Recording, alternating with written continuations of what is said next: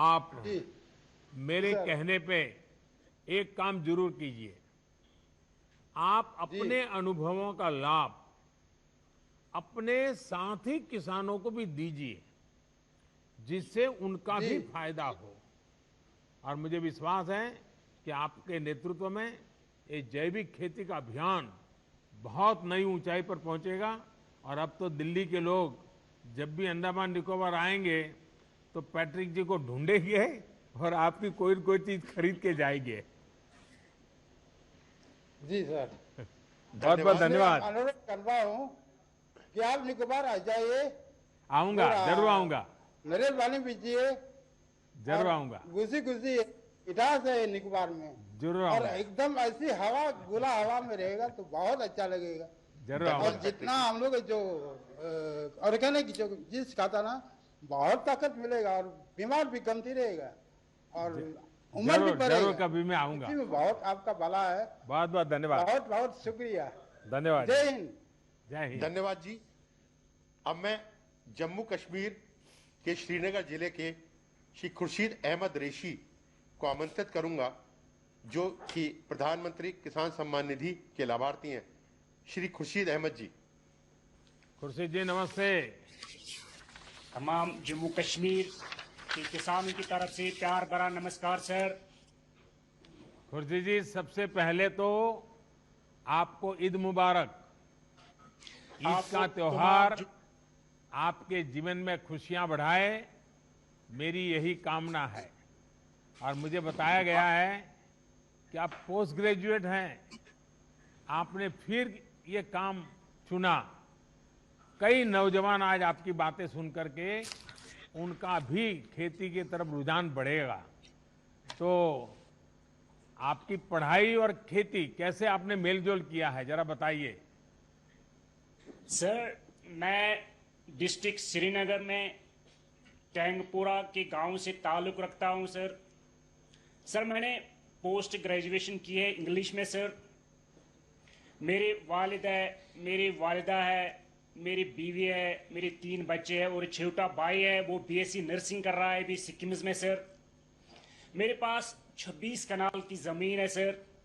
14 कनाल की जो ज़मीन है उनमें ऑर्गेनिक सब्जी बनाता हूं सर। और जो 12 कनाल जो ज़मीन है वो मैं धान की फसल बनाता हूं सर।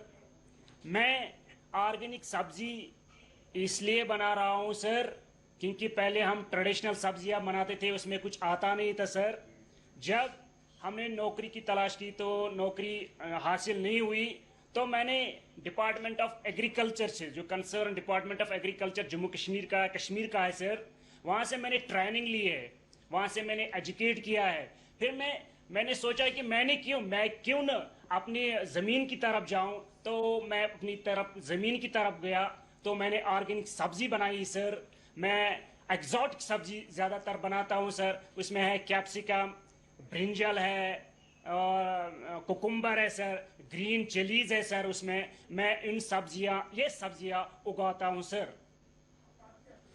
अच्छा खुर्शीद जी, ये बताइए कि आपको मार्केटिंग और दूसरी चीजों में सरकार की कुछ मदद मिल रही है क्या? डिपार्टमेंट ऑफ एग्रीकल्चर से मैंने गांव में एक एफपीओ बनाया है 30 फार्मरों की सर। हम ये ऑर्गेनिक सब्जियां एक जमा इकट्ठे करके डिपार्टमेंट ऑफ एग्रीकल्चर ने एक रेफ्रिजरेटर वैन मुहैया किया है, फैसिलिटेट किया है मुझे। वो सब्जियां लाल मंडी में लाते हैं, वहां डिपार्टमेंट ऑफ एग्रीकल्चर ने एक ऑर्गेनिक मंडी बनाई है, तो ये सब्जी जो है ऑर्गेनिक वो वहां बेचते हैं सर। खुर्शीद जी, आपका साहस और समर्पण ये अपने आप में एक मिसाल है, क्योंकि इतनी पढ़ाई करने के बाद फिर इस तरफ लौटना ये एक जज्बा रखता है जो आपने दिखाया है। वरना आदमी उलझन में रहता है, भाई अब क्या करूं, दुनिया क्या कहेगी, फिर लोग कहेंगे इतना क्यों पढ़ा लिखा और यही करना था तो बचपन से ही कर लेता। वो सब परवाह किए बिना आपने अपने जीवन का रास्ता चुना। सचमुच में बहुत ही इंस्पायरिंग है। आप जैसे शिक्षित किसान जब ऑर्गेनाइज ढंग से काम करेंगे और करते हैं तो कैसे परिणाम निकलते हैं, ये आज हम देख रहे हैं। आप अपनी कोशिश जारी रखें। मैं एक आपको, मैसेज देना आपकी टीम और आपके गांव के लोगों को बहुत बहुत बधाई। धन्यवाद खुर्शीद जी। धन्यवाद जी।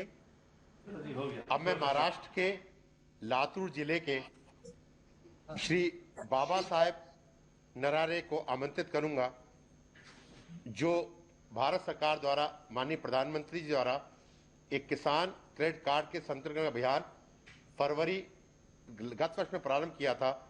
उसमें 2 करोड़ 10 लाख किसान नए जोड़े गए हैं। उनमें से एक किसान हैं श्री नरहरे जी। बड़ा साहब नमस्कार। राम राम सर। नमस्कार। राम राम। बाला साहब, बोलिए सर। आप तो अनुभवी किसान हैं, जी सर। लंबा तजुर्बा है। इन दिनों आप कौन सी फसलें उगाते हैं और खेती सर, के अलावा आप और भी कुछ काम करते होंगे? जी सर, मेरे पास 5 एकड़ खेती है अभी, और उसमें सोयाबीन, ज्वार और चना ये उगाता हूँ। इस साल तो उत्पन्न बहुत बड़ा निकला है। और इसके अलावा, खेती के अलावा, और मैं संगीत सिखाता हूँ। दूसरे एक दो दिन बाहर जाकर संगीत सिखाता हूँ सर, और बाकी दिन तो हम खेती ही कर देते हैं। बाला साहब जी, छोटे किसानों को बैंक से सस्ती दर पर आसान ऋण मिले, इसके लिए किसान क्रेडिट कार्ड का दायरा बहुत बढ़ाया गया है। जी सर। आपकी खेती पर इससे कोई फर्क पड़ा है क्या, और आपके अगल बगल के किसानों के जीवन में भी इसका कोई लाभ हुआ है क्या? जी सर, इसका अनुभव ये है कि पिछले साल तक तो मेरे पास कोई पैसा इतना ज़्यादा नहीं आता था। मैं आजू बाजू से हमारे सगी संबंधियों से पैसा लेता था, मतलब 10-20 हज़ार लेता था। लेकिन पिछले साल जुलाई में हमारे यहाँ के महाराष्ट्र बैंक चिंचोलेरा वाड़ी के कुछ अधिकारी लोग हमारे गांव में आ गए थे, और उसमें केसीसी के संदर्भ में मेला लगाया था, और उसी वक्त मुझे भी वहाँ बुलाया गया था। तो उन अधिकारियों ने बहुत सारे फायदे बताए थे। तो उसी वक्त मैंने उनसे ऋण लिया था, 1,58,000 रुपये ऋण लिया था, और उन्होंने 5 साल तक सीमित ये कर्जा दिया था। अभी 1 साल भी नहीं हो गया, लेकिन हमें 1-2 दिन में उन लोगों ने वो कर्जा दिया था। 2 दिन में ही सिर्फ सर्टिफिकेट में हमने नहीं लिए थे। अब उन लोगों ने अपने आप ही 7/12 उतारा, खेतीबाड़ी के जो भी कर्ज कागज होते हैं वो उन्होंने लिए थे, और हमारे 2 दिन में लिए थे। उसके बाद हमने उन पैसों से जमीन लेवल कर दिया था, और कोई बीज, कोई मजदूरी, और उसके साथ साथ हमने बकरियां भी पाली थी उस पैसे से। इस साल फायदा ऐसा हो गया, पहले जैसे कभी नहीं हुआ था। जमीन लेवल से, और गोबर खत भी लिया था हमने उनसे। तो पिछले साल 20 कट्टा सोयाबीन हो गया था, इस साल 40 कट्टा सोयाबीन हो गया सर। इसलिए बहुत बड़ा फायदा हो गया है। और उसके साथ साथ हम वहाँ प्याज भी लगाते हैं, थोड़ा मिर्ची भी लगाते हैं। ये सब कुछ तो केसीसी की वजह से हो गया है सर।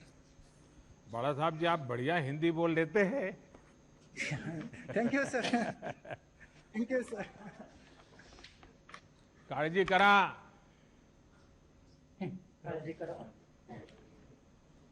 बरं आहेत हेलो मग? सर। हाँ नमस्कार सर। Thank you sir. बहुत बहुत धन्यवाद आपका भी, और सभी गांव के धन्यवाद। किसानों को भी हमारा प्रणाम कह दीजिएगा। Thank you sir. Yes sir, yes yes. माननीय प्रधानमंत्री जी का बहुत बहुत धन्यवाद।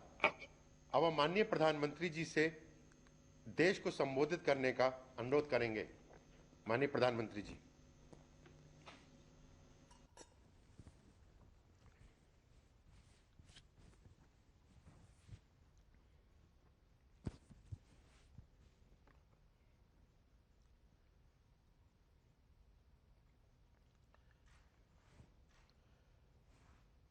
आप सभी किसान साथियों से ये चर्चा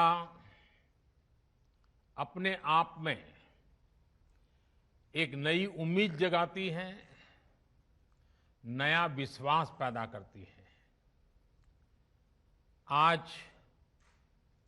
जैसा अभी हमारे मंत्री श्रीमान नरेंद्र सिंह जी तोमर बता रहे थे, आज भगवान बसवेश्वर जयंती है,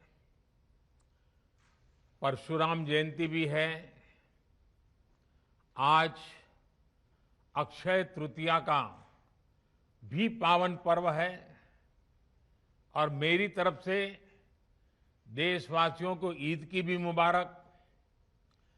कोरोना के इस समय में समस्त देशवासियों का हौसला बढ़े, इस महामारी को परास्त करने का संकल्प और दृढ़ हो, इस कामना के साथ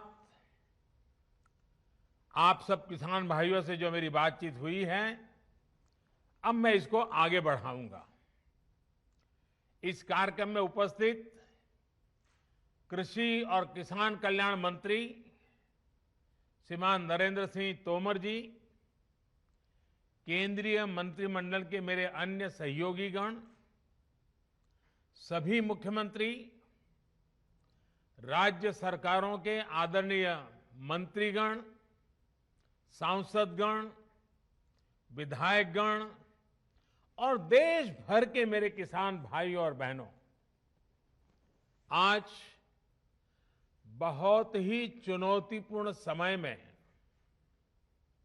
हम ये संवाद कर रहे हैं।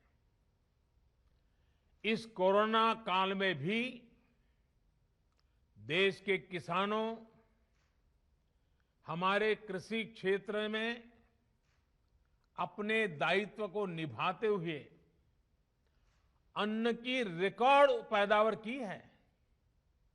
आप कृषि में नए नए तरीके आजमा रहे हैं। आपके प्रयासों को पीएम किसान सम्मान निधि की एक और किस्त और मदद करने वाली है। आज अक्षय तृतीया का पावन पर्व है। कृषि के नए चक्र की शुरुआत का समय है और आज ही करीब 19,000 करोड़ रुपए किसानों के बैंक खातों में सीधे ट्रांसफर किए गए हैं। इसका लाभ करीब करीब 10 करोड़ किसानों को होगा। बंगाल के किसानों को पहली बार इस सुविधा का लाभ मिलना शुरू हुआ है। आज बंगाल के लाखों किसानों को पहली किस्त पहुंची है।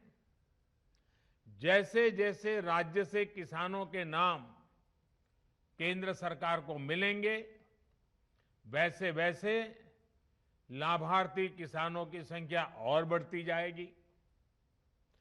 साथियों, पीएम किसान सम्मान निधि से विशेष रूप से छोटे और मझोले किसानों को अधिक लाभ हो रहा है। आज के कठिन समय में ये राशि इन किसान परिवारों के बहुत काम आ रही है। अभी तक इस योजना के तहत देश के लगभग 11 करोड़ किसानों के पास लगभग 1,35,000 करोड़ रुपए पहुंच चुके हैं। मतलब कि 1.25 लाख करोड़ से भी ज्यादा सीधे किसानों के खाते में, कोई बिचौलिया नहीं। इनमें से सिर्फ कोरोना काल में ही 60,000 करोड़ रुपए से ज्यादा पहुंचे हैं। जरूरत के समय देशवासियों तक सीधी मदद पहुंचे, तेजी से पहुंचे, जिसको जरूरत है उस तक पूरी पारदर्शिता के साथ पहुंचे, यही सरकार का निरंतर प्रयास है। भाइयों और बहनों, तेजी से सीधे किसानों तक लाभ पहुंचाने का एक काम उपज की